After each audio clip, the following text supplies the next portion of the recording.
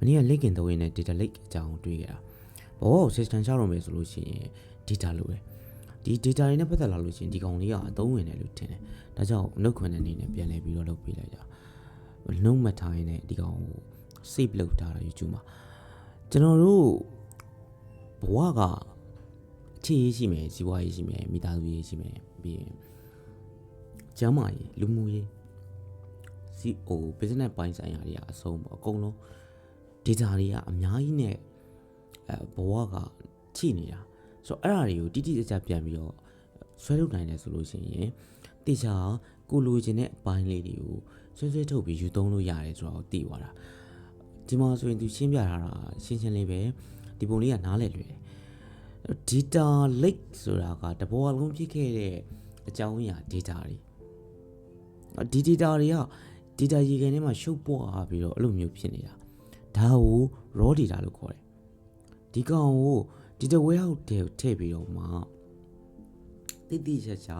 အခုလိုမျိုးအပိုင်းလေးတွေပိုင်းပြီးတော့ data လေးတွေခွဲထားတယ်ဆိုလို့ရှိရင်သူက benefit 3ခုထွက်လာတယ်ပထမတစ်ခုကတော့တိတိကျကျပြန်ပြီးတော့အသုံးပြုလို့ရတယ်ဒုတိယတစ်ခုကတိတိကျကျပြန်စစ်ဆေးလို့ရတယ်တိတိကျကျပြန်သုံးသပ်လို့ရတယ်အဲ့လိုပြောရမယ်တိတိကျကျပြန်သုံးသပ်နိုင်ဖို့ဆိုရင် data warehouse ထဲကိုတေချာထည့်ထားဖို့လိုတယ်အပိုင်းလေးတွေပိုင်းပြီးတော့တိတိကျကျသုံးသပ်နိုင်တယ် analyze လုပ်နိုင်တာပေါ့နော်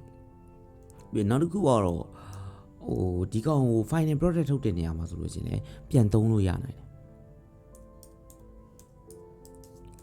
raw data အနေနဲ့ပြန်သုံးလို့ရတာပေါ့နော် raw material အနေနဲ့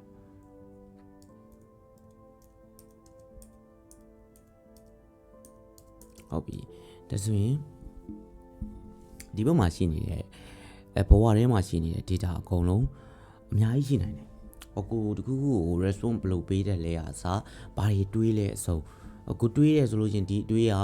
ကိုအတွက်ဘလောက်ရာခိုင်နှုန်းအကောင်းဘက်ကိုသွားလဲကောင်းတာဖြစ်လာလဲအတွေးဆိုတာကတကယ်တမ်းဒီအတွေးဆိုတာတကယ် real result ထွက်တဲ့အရာလို့ဓာတ်ရိုက်ပြောလို့မရအောင်ဂျားထဲမှာတခုခံနေရဲ့ဘာလဲဆိုတော့အတွေးဆိုတာကအတွေးပြောင်းတယ်ဆိုလို့ရှိရင်ခံစားချက်ပြောင်းတယ်ခံစားချက်ပြောင်းပြီဆိုလို့ရှိရင်လုပ်ရက်ပြောင်းတယ်လုပ်ရက်ပြောင်းရင် result ပြောင်းတယ်အဲ့တော့တကယ်တမ်းဂျားထဲမှာဟနေတာတခုကအတွေးနဲ့တကယ် result result ရလက်နဲ့ကိုချိတ်ဆက်ပေးတာအတွေးရ internet ကိုအတွင်းကဘာကိုအတွင်းထဲမှာရှိတဲ့ကဘာပြီးရင်တကယ် real world ကကြတော့ result က real world နေလာတာအဲ့တော့အဲ့နှစ်ခုကိုအတွင်းကဘာနဲ့အပြင်ကဘာကိုချိတ်ဆက်တာ action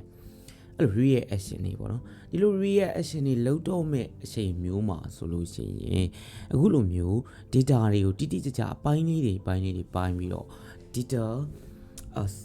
ဘယ်လိုပြောမလဲရေတန့်ဘူးလေးတွေလို့ပြောရမှာပေါ့နော်ဒီဘက်ကရေကန်ကြီးတစ်ခုလုံးနေရတယ်ပြန်တန့်စင်ပြီးတော့မှမလိုတာတွေပဲ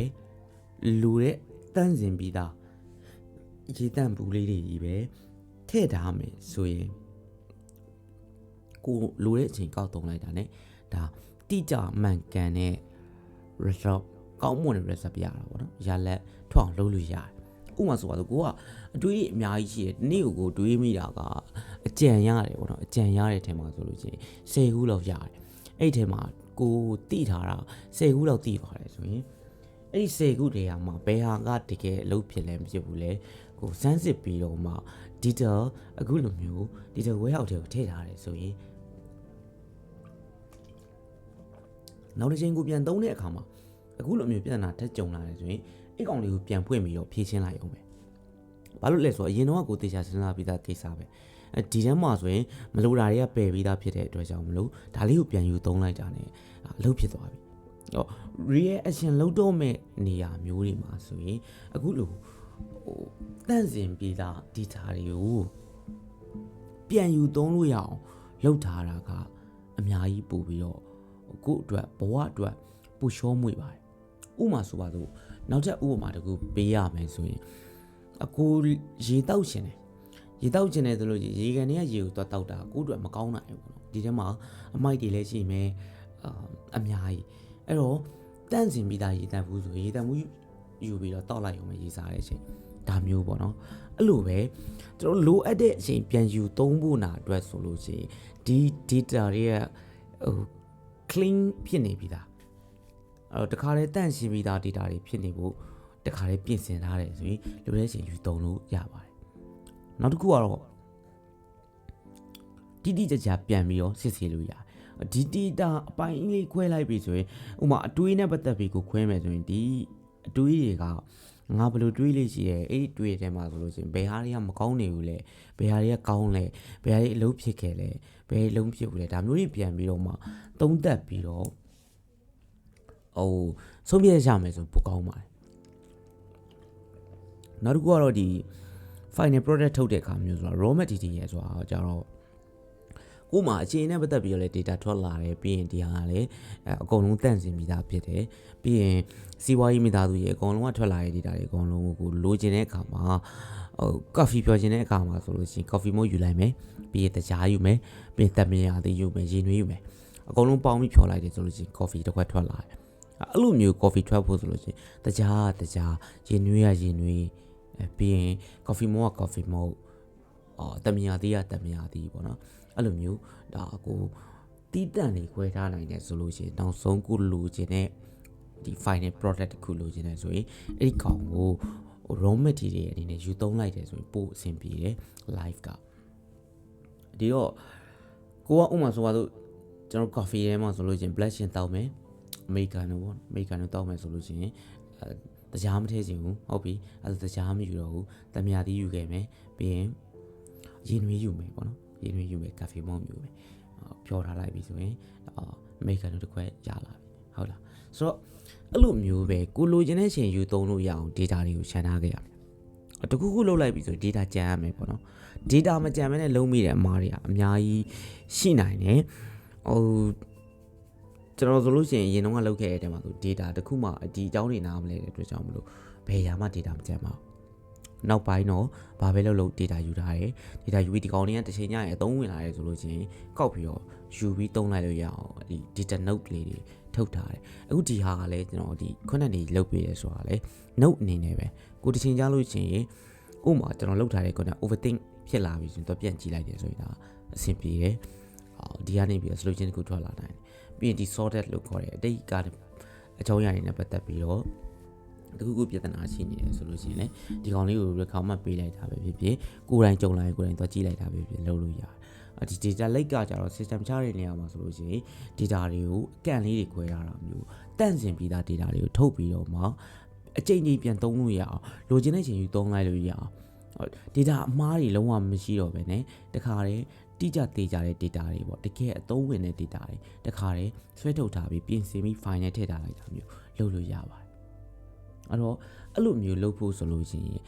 ်ကိစ္စတစ်ခုကိုသုံးသပ်လိုက်တယ်ဆိုရင်ဒီကိစ္စတစ်ခုမှာထွက်လာတဲ့ data တွေအများကြီးရှိတယ်အသုံးမလိုတဲ့ဟာတွေအသုံးမဝင်တဲ့ဟာတွေရေးလည်းမပါဘူးရေးလည်းမကြည့်ဘူးအရာလည်းမရောက်ဘူးဆိုလို့ရှိရင်เนาะဒီကောင်တွေကိုအကုန်ပယ်ခဲ့ပြီးတော့မှအဲ့ထဲမှာထွက်လာတဲ့တကယ် main data လေးတစ်ခုလောက်ကိုတကယ်အကျိုးအရှိဆုံး data လေးတစ်ခုလောက်ယူပြီးတော့မှဒ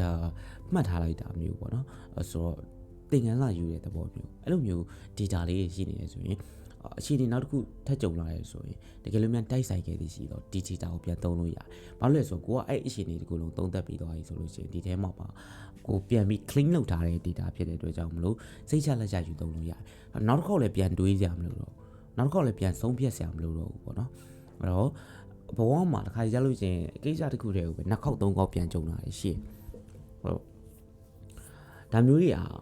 များသောအားဖြင့်ကြုံလေးရှိတယ်ရှေ့ရေးကိစ္စတွေမှာလည်းဒါမျိုးပြန်ကြုံလာရရှိ repeat ပြန်ဖြစ်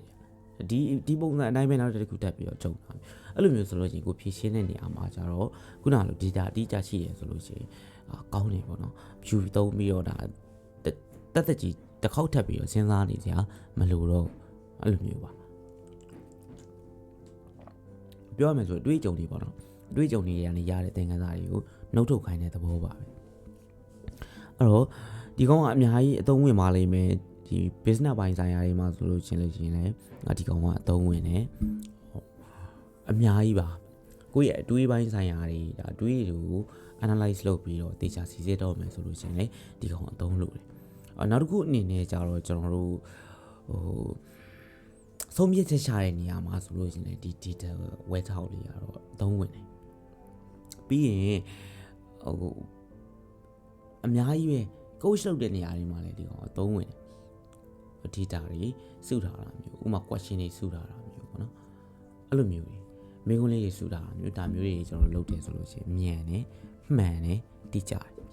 result တစ်ခုတည်းကိုပဲအချင်းချင်းပြန်အောင်လုပ်လို့ရတယ်ပေါ့နော် system ရှာတော့မယ်ဆိုရင် data လိုပါတယ် data နဲ့ပတ်သက်လာပြီဆိုလို့ရှိရင် data lake နဲ့ data